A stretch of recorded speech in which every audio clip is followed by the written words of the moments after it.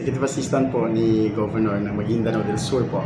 First of all, ang programa po ito ay kasama po doon sa development agenda po ng ating mahal na gobernador sa Maguindanao del Sur po, which is the Give Heart po. Isa po ito sa binibigyan ng pansin yung mga constituents po natin na sa education sectors, especially po doon sa mga teachers po na wala pa pong yung mga naghahangad na maging guro talaga, no? So binibigyan din natin po ng pansin yun. Isa po ito sa nakikita natin na paraan ay magkaroon ng free let review para sa buong Maguindanao del Sur po. Sir, napansin ko mga ilang araw na po ito nag-uumpisa at ngayon ay yung apat na, if I'm not mistaken, dahil may nakausap tayo na someone like to apply as a teacher.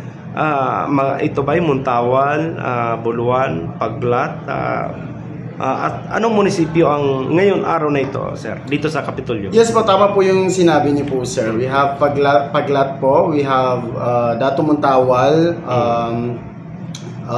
nasa baba po ay kasama rin po natin ang Buluan.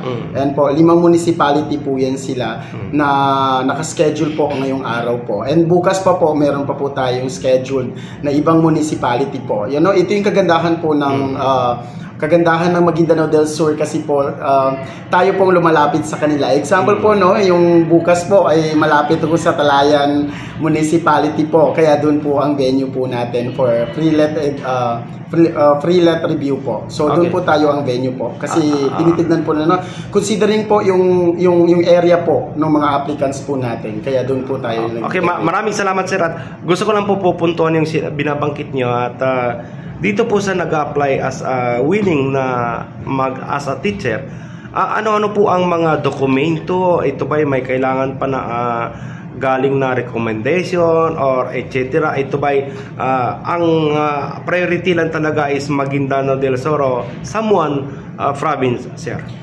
First of all, sa requirements po, sir, no, hindi mawawala sa TOR kasi kailangan po natin makita rin na tapos din po mag-aral or meron pong background po ang education po nila sa education.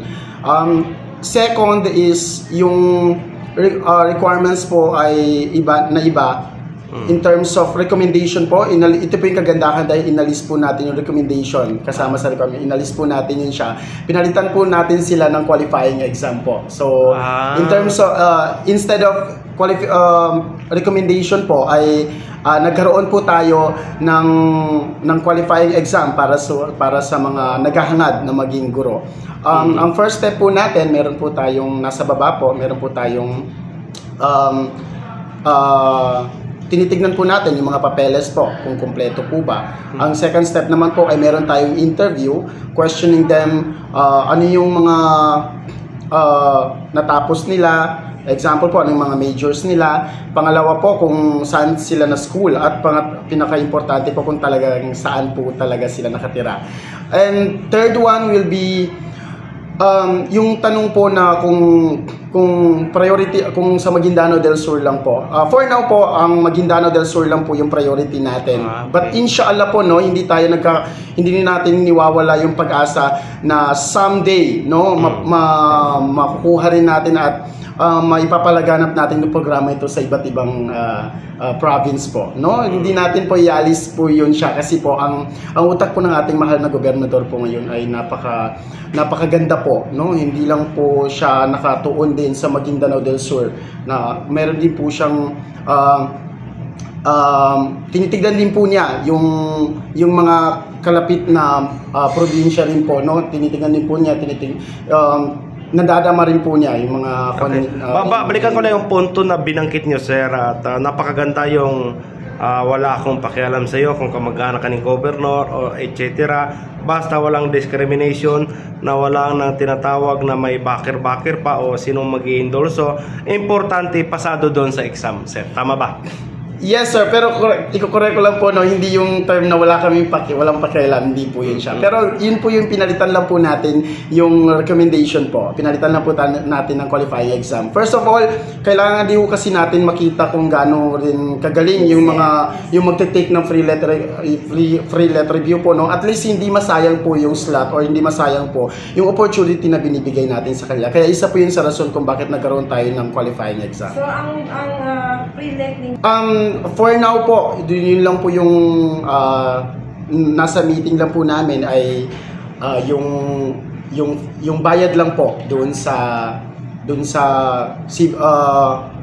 let review center na kapartner po natin. But now hindi tayo nawawala ng pag-asa na inshallah po dahil napakabuti naman po ng gobernador natin. So, okay sir, last question.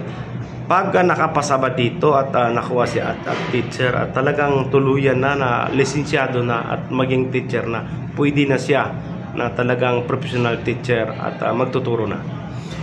Yes sir, no. Actually may tamang proseso kasi you have to get your items before you go kasi gusto lang natin ipapaliwanag sa ibang tao kasi meron nakakaintindi na sabihin, yes, of course, papasok lang na kasi panahon ni Dato Cagiali Mitimbang, but tuloy-tuloy na pala pag talagang pasado na, depende doon sa sinasabi niyo ng background ng tao kung gaano kagaling as teacher. Yes sir, no. Ulitin ko po, ang proseso ng pagiging pagtuturo naman sa permanente na pagtuturo, no, kailangan magkaroon ng item. Para makakuha ng item, you have to apply to them. So in terms naman dun sa pag nakapasa ka at magtuturo ka, no, it depends on the applicants, no. Nakadepende naman sa kanila kung gusto nila talaga i-pursue yung pagtuturo, no. May marami naman tayo talagang mga constituents na gusto lang nila magkaroon ng lisensya because they want to go with the other path, no. Marami silang mga dream din sa buhay, hindi lang naman pagtuturo, pero it depends on them. So kung gusto nila magturo, no, nandito naman ng Maguindano del Sur para tulungan sila. Hindi naman nawawala yun sa programa ng ating mahal na gobernador. Maraming salamat po sir. Yes, mabuhay po ang ating mahal na provincial governor sa kanyang programang Give Heart na tuloy ang serbisyo at tataguyod na magandang kinabukasan ng ating mga kababayan sa Maguindanao del Sur. Mabuhay po sir. Thank you.